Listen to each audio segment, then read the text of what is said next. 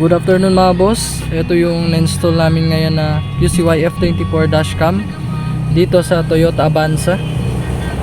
Yan, ito yung driving record nya. Ito yung dual mode.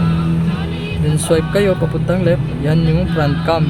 Pwede yan ma-adjust mga boss, up and down. Yan. Then swipe lang mga boss. Ito yung rear cam nya. Pwede din ma-adjust up and down. Ito yung brightness dito sa gilid. Ayan, yung brightness nya. Then try natin mga boss yung reverse nya.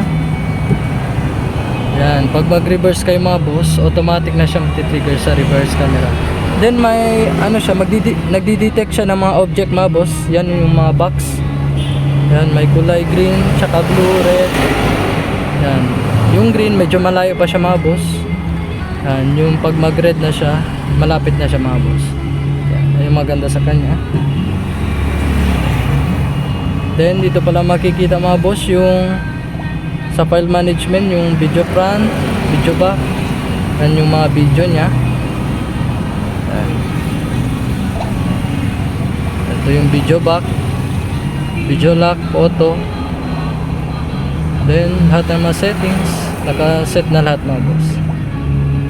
Then ito yung nandyan na yung plate number nya, oras, saka date.